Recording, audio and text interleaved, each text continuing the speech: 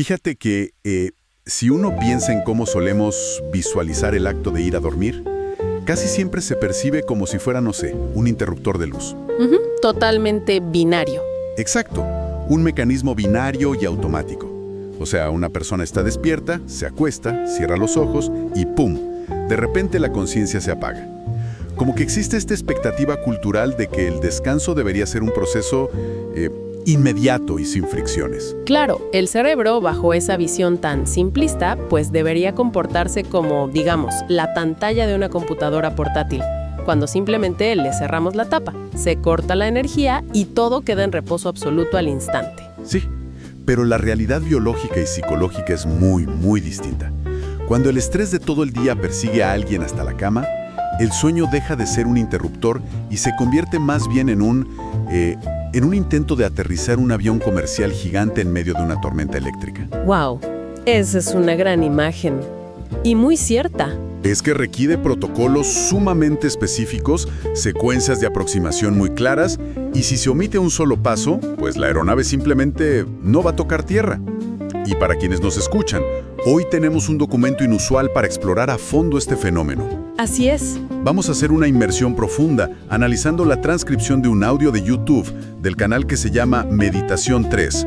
El audio se titula Hipnosis para dormir y sanar. Duerme toda la noche. Y este material en particular es un caso de estudio realmente fascinante, porque, a ver, si alguien ingresa a un buscador con la intención de, digamos, crea un audio para dormir con PNL, voz suave, con paz y amor, música de fondo y además de una estructura impecable.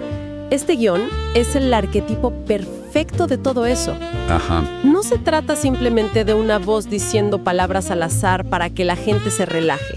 Representa una pieza de ingeniería lingüística muy sofisticada, diseñada específicamente para eludir las defensas de una mente hiperactiva. O sea, la misión de nuestro análisis a fondo de hoy es precisamente deconstruir esa ingeniería, ¿no? Queremos abrir el capó de este texto para entender la verdadera anatomía del descanso perfecto. Exacto. El objetivo es desglosar cómo este guión utiliza la programación neurolingüística, o PNL, combinada con sugestiones sumamente estratégicas y frecuencias sonoras, para tomar a un sistema nervioso que está en estado de alerta máxima y guiarlo paso a paso hacia una sanación profunda e inconsciente. Y comprender los engranajes detrás de esto resulta vital hoy en día. En una época caracterizada por esta sobrecarga de información constante que todos vivimos, el sistema nervioso humano tiende a operar crónicamente encendido. Todo el tiempo alerta. Sí, entonces descubrir cómo el lenguaje estructurado, las pausas calculadas y la música de fondo adecuada pueden literalmente intervenir y apagar esa respuesta de alerta, pues deja de ser una simple curiosidad para convertirse en una herramienta de supervivencia indispensable. Ok, vamos a analizar esto porque el inicio del guión me llama muchísimo la atención. Fíjate que no comete el error clásico de novato de pedirle a la persona que ponga la mente en blanco. Sí, ese es el peor error. Empezar por ahí suele ser una receta garantizada para la frustración, ya que es neurológicamente casi imposible de lograr por pura fuerza de voluntad. En su lugar, el texto comienza anclando el vehículo físico. O sea, las instrucciones iniciales son de una precisión casi quirúrgica respecto a la postura. Es que el abordaje físico es, digamos, el cimiento de toda la inducción.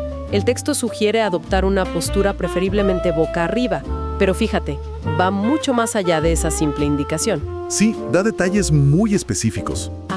Detalla que el cuello debe estar perfectamente apoyado en la almohada, eliminando cualquier tensión cervical, exige que el pecho y la espalda reposen con firmeza sobre el colchón y, esto es clave, que los brazos y piernas se mantengan levemente separados del cuerpo. Con las palmas de las manos mirando hacia arriba, ¿cierto? Exactamente. Y esa instrucción específica de las palmas hacia arriba incluye una frase muy reveladora del guión. Dice, adopta una postura de total apertura a la noche y al descanso. Claro, desde una perspectiva de lenguaje corporal, tener las palmas expuestas es un gesto ancestral de rendición. Es como una señal biológica de que uno no sostiene ninguna herramienta, ninguna defensa.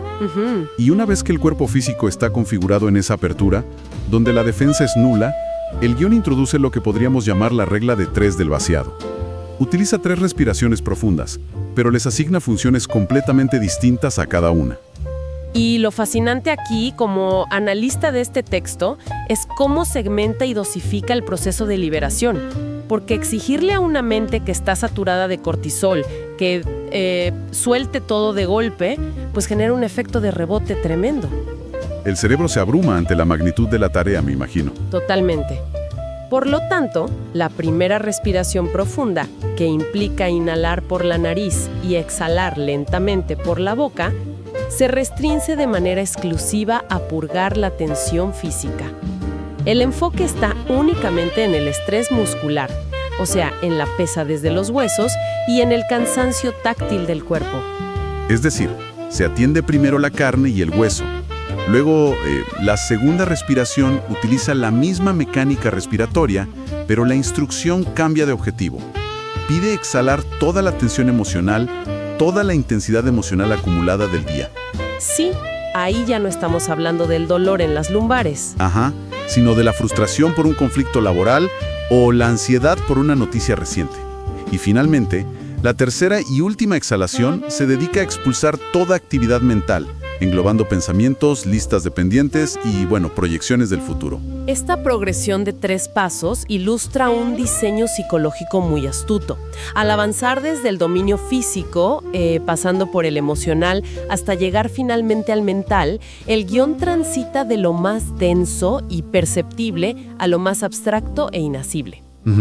Y limpiar el terreno mediante estas capas progresivas reduce drásticamente las defensas analíticas de quien está escuchando. Todo este proceso me evoca mucho, fíjate, al protocolo de cerrar un restaurante al final de un turno nocturno que ha sido particularmente caótico.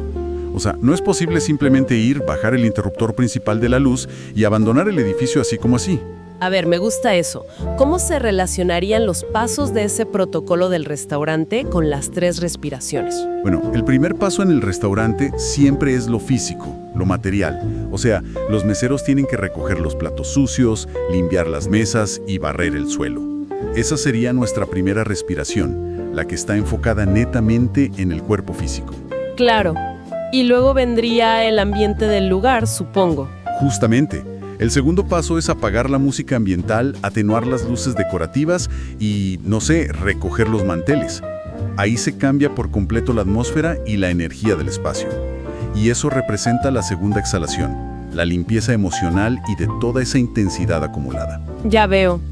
Y el cierre definitivo ocurre, detrás de escena. Eso es. Solo al final, la gerencia se sienta en la oficina privada, hace el corte de la caja registradora, cierra los libros de contabilidad, cuadra todos los números y finalmente pasa la llave de la puerta principal. ¡Wow! Esa es la mente cerrando su actividad intelectual. Requiere un orden inquebrantable. Y parece que solo cuando este restaurante interno está completamente a oscuras, el guión recién decide avanzar hacia el siguiente nivel con una cuenta regresiva corta. Así es. El inicio del trance propiamente dicho se marca con una cuenta regresiva de 3 a 1. Y aquí el narrador enuncia 3, tu cuerpo es libre, luego 2, tu corazón está ligero, y 1, tu mente está limpia y despejada. Y inmediatamente después de este conteo, el texto introduce comandos directos que afirman cosas como nota que has entrado en un estado más profundo o escuchas mi voz, conectas con ella, la frecuencia y el sonido de mi voz te conduce a un estado de gran relajación. A ver, tengo que hacer una pausa aquí, porque como hombre escéptico que soy, si analizamos esto desde una perspectiva crítica, ¿no resulta un tanto invasivo o hasta un poco prepotente? ¿En qué sentido? Pues decirle a alguien que su cuerpo es libre o asegurarle que la voz del narrador lo conduce a una gran relajación, creo que asume muchísimo. O sea, si una persona está escuchando esto y todavía siente el cuello totalmente rígido, escuchar a una voz ordenándole cómo debe sentirse podría generar un rechazo automático. El escepticismo natural gritaría, no, mi mente no está despejada en absoluto. Y esa objeción que haces refleja perfectamente cómo opera la mente consciente ante una instrucción directa. Es una reacción normal. Y justo para evitar ese rechazo, la programación neurolingüística utiliza una técnica fundamental conocida como acompasar y liderar. Acompasar y liderar, ¿ok? Sí, que básicamente busca crear un buclo de validación o lo que en inglés llaman un yes set. El narrador entrelaza afirmaciones que son neurológicamente innegables en ese preciso instante temporal. ¿Cómo cuáles? Por ejemplo, es un hecho físico irrefutable que el oyente está respirando, que su cuerpo reposa sobre el colchón y que está procesando el sonido de la voz que emite el audio. Esas son cosas comprobables. Ah, claro. Se utilizan verdades absolutas del entorno inmediato como si fueran un puente. Exactamente. El cerebro funciona buscando patrones de coherencia, verdad. Al escuchar hechos comprobables como ¿escuchas mi voz?, las redes neuronales evalúan la premisa y concluyen que es cierta. Se establece un patrón de asentimiento silencioso. La mente comienza a procesar un sí tras otro. Sí, empieza a ceder. Y una vez que este ritmo de validación está en marcha, el guión aprovecha ese impulso y desliza suavemente la sugestión deseada. Dice, el sonido de mi voz te conduce a una gran relajación. Entonces, el filtro crítico de la mente, que ya se encuentra en un estado de aceptar premisas como verdaderas, asimila esta nueva directiva no como una orden invasiva, sino como la continuación lógica de los hechos anteriores. Es equivalente a engrasar los engranajes de la credibilidad, digamos, para que la sugestión resbale sin nada de fricción hacia el subconsciente. Además, hay que destacar el papel de la música de fondo en todo esto. Uy, sí, la música es crucial. Porque las frecuencias de audio constantes también le dan al cerebro una textura repetitiva que validar. Y una vez que se ha cruzado ese puente de confianza, el guión da un giro narrativo espectacular. En lugar de sugerirle al oyente que se haga pequeño, que se acurruque o se concentre en el espacio cerrado de su cama, la inducción hace exactamente lo contrario. Exige una expansión masiva. Sí, mediante una cuenta regresiva del 10 al 1.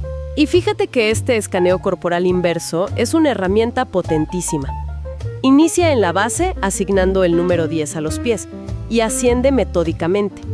El 9 corresponde a las piernas, el 8 a las caderas y glúteos, el 7 al vientre y continúa su ascenso por el pecho, la espalda, las manos, los brazos y el cuello. Hasta llegar a la cabeza. Hasta culminar con el número 1 en la totalidad de la cabeza. Pero lo verdaderamente transformador de esta sección no reside en las partes del cuerpo elegidas, sino en el vocabulario espacial que las acompaña.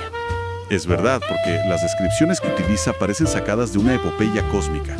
O sea, en lugar de decir simplemente, relaja tu brazo, repite como un mantra expansivo frases como se expanden hasta los límites del infinito o hasta los confines del universo. Ajá, es muy visual. Menciona que zonas como el pecho navegan en la armonía absoluta y que la materia física entra en completo relax. Construye una imagen sensorial donde la envoltura humana literalmente pierde sus bordes y se disuelve en el espacio. Y si conectamos esto con el panorama general de la neurociencia del sueño, encontramos la razón de ser de todo este vocabulario tan peculiar. Para que el cerebro logre cruzar la frontera hacia las etapas reparadoras del sueño profundo, necesita apagar activamente una función sensorial conocida como propiocepción. Espera, la propiocepción. ¿Eso sería equivalente, digamos, al sistema GPS interno de nuestro cerebro? Esa es una excelente forma de visualizarlo, sí. Imagina que el lóbulo parietal es como el cartógrafo interno del cuerpo. Es el área cerebral encargada de mantener un mapa tridimensional constante de dónde termina nuestra piel y dónde comienza el mundo exterior. Ok. Es el sistema que nos permite, por ejemplo, con los ojos completamente cerrados, llevar un dedo directamente a la punta de la nariz sin fallar. Sabe las coordenadas exactas de cada articulación y de cada músculo en todo momento. Y cuando alguien experimenta insomnio o ansiedad nocturna, ese cartógrafo parece estar trabajando horas extras, ¿no? Exactamente.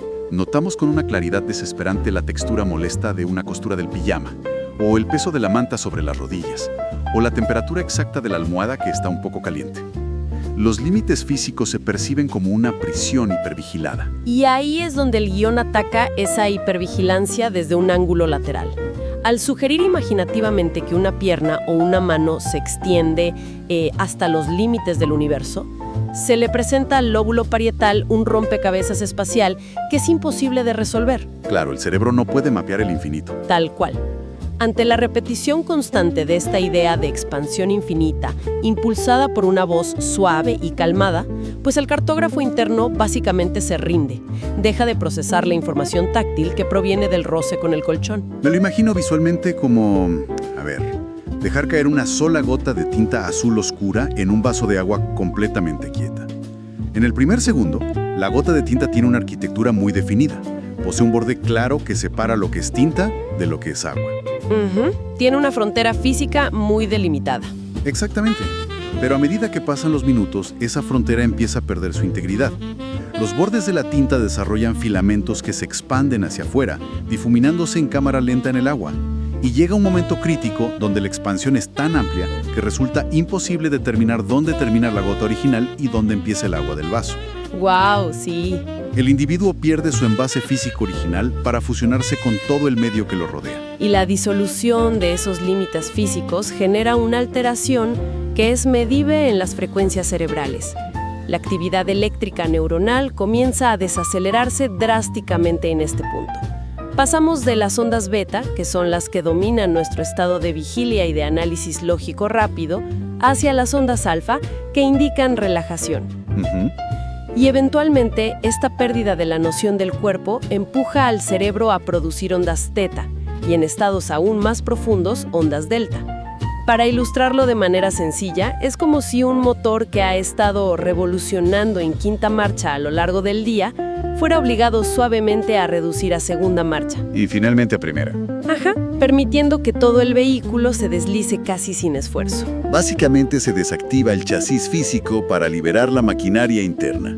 Y una vez que la cuenta regresiva del 10 al 1 culmina y el oyente se encuentra flotando en ese universo expandido, el guión vuelve a sorprender con un cambio direccional radical. Sí, da un giro enorme. Pasa bruscamente de la inmensidad macrocósmica del universo hacia el microcosmos más íntimo y biológico posible.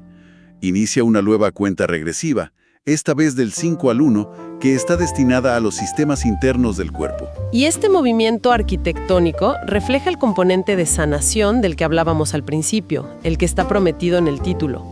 El objetivo de desdibujar el cuerpo externo no era solo inducir el sueño, sino despejar el camino para poder acceder al panel de control interno. Claro. En esta nueva fase, el número 5 se asigna al sistema nervioso central. El 4 desciende hacia el sistema circulatorio, la sangre y los vasos. El 3 se enfoca en el sistema digestivo y el 2 en el sistema respiratorio. Y aquí es donde noto un cambio drástico en la semántica del guión. Fíjate, el lenguaje abandona de repente las referencias galácticas e infinitas para adoptar un tono increíblemente táctil, compasivo y, si somos honestos, sumamente emocional. Sí, cambia por completo. Repite que cada sistema vital fluye suave como la seda. Afirma que los órganos vibran en la frecuencia de la salud y declara sin reparos que el funcionamiento interno es amor en estado puro. Ahora, mi lado analítico tiende a poner los ojos en blanco al escuchar que mi intestino grueso es amor en estado puro. Suena casi demasiado dulce o hasta esotérico. ¿No corre el riesgo de despertar la facultad crítica de quien escucha por sonar poco científico? Pues fíjate que esa reacción escéptica es totalmente válida a plena luz del día. O sea, analizando el texto en un estado de ondas beta. Sin embargo, en la profundidad de un estado teta, que es donde supuestamente está el oyente ahora, las reglas del procesamiento cognitivo cambian por completo. Y aquí entra en juego una rama de la ciencia fascinante conocida como psiconeuroinmunología. ¡Wow! Esa es una palabra colosal. Vamos a pausar un segundo para desempacarla un poco. Claro. La psiconeuroinmunología es, en términos sencillos, el estudio de cómo los pensamientos y las emociones interactúan directamente con el sistema nervioso y, a su vez, cómo estos alteran el sistema inmunológico y el sistema endocrino. O sea que hay una conexión física directa. Sí, demuestra que no existe una separación real entre lo que pensamos y cómo se comporta nuestra biología celular. En este estado de baja frecuencia cerebral, el cerebro límbico, que es el que procesa las emociones, está sumamente receptivo, mientras que la corteza prefrontal, encargada de la lógica y el escepticismo, está inhibida. Básicamente, el guardia de seguridad de la lógica está dormido en su puesto. Así es. Por lo tanto, cuando se introducen conceptos primarios y universalmente positivos como paz, amor o la textura suave como la seda, el cerebro no analiza la poesía literaria de la frase. Lo que hace es traducir esas ideas abstractas en cascadas bioquímicas reales en el cuerpo. Qué interesante. Ese vocabulario de seguridad envía la señal para reducir drásticamente la secreción de cortisol y adrenalina, que como sabemos son las hormonas del estrés. Y al bajar el cortisol, me imagino que el cuerpo asume que la emergencia por fin ha pasado, ¿no? Exacto. Y eso activa el sistema nervioso parasimpático, a menudo llamado el sistema de descansar y digerir. Los vasos sanguíneos se dilatan físicamente mejorando la circulación y la energía que estaba reservada en los músculos tensos para una posible huida o pelea, pues se redirige hacia los órganos internos. Claro, a la digestión, al mantenimiento celular. Así es. La digestión se reactiva y el mantenimiento celular comienza en serio. El cuerpo escucha esa narrativa de amor y salud y la convierte en instrucciones biológicas concretas. Hay un detalle de diseño muy peculiar durante esta etapa en la fuente original. A medida que el narrador desciende por los sistemas, llega al número 2 y dice: 2. Tu sistema respiratorio entra en un estado de gracia. Y el oyente anticipa de manera natural la llegada del número 1 para finalizar todo el proceso. Sin embargo, el guión repite el número. Dice 2, tu espíritu abraza a tu cuerpo. O sea, hay 2 números 2 consecutivos. Desde la perspectiva de la edición o la pura lógica, parece un error evidente de continuidad numérica. Pero analizar ese salto numérico revela muchísimo sobre el estado de la audiencia en ese instante. Si quien escucha ha seguido la inducción hasta ese punto de profundidad, el hemisferio analítico, capaz de auditar, digamos, secuencias matemáticas, ya no está operando. Un error de continuidad en la enumeración pasa completamente desapercibido. Claro, lo que importa ya no es el contenido semántico o lógico de las palabras, sino la corriente acústica. La cadencia lenta de la voz suave, mezclada con la música de fondo, que mantiene su ritmo monótono, pues se convierte en el verdadero mensaje. Totalmente, el medio se convierte en el mensaje. En esta etapa, el lenguaje ha dejado de ser comunicación informativa para transformarse puramente en programación inconsciente. Las palabras actúan como frecuencias que guían a la mente subconsciente, solidificando ese estado parasimpático del que hablábamos. Y finalmente, la inducción alcanza el auténtico número 1. La instrucción culminante es hermosa en su simplicidad. Dice: te fundes por completo con la noche, con la vida. Se planta la sugerencia directa de un descanso prolongado y estable, sellando así la gran promesa que motiva a cualquiera a reproducir un audio de este tipo en plena madrugada. Y sintetizando la arquitectura de este viaje, creo que queda claro que estamos ante un diseño excepcionalmente sofisticado. Inicia abordando la barrera más tangible de todas, que es la acumulación de tensión muscular física. Posteriormente, emplea esa narrativa espacial expansiva para desactivar la propiocepción, disolviendo el sentido del yo físico estresado en la abstracción inmensa del universo. Sí. Y una vez generada esta ventana de profunda vulnerabilidad y de relajación de las ondas cerebrales, pues canaliza toda esa receptividad hacia la biología interna, bañando los órganos vitales con sugestiones químicas de fluidez, amor y regeneración.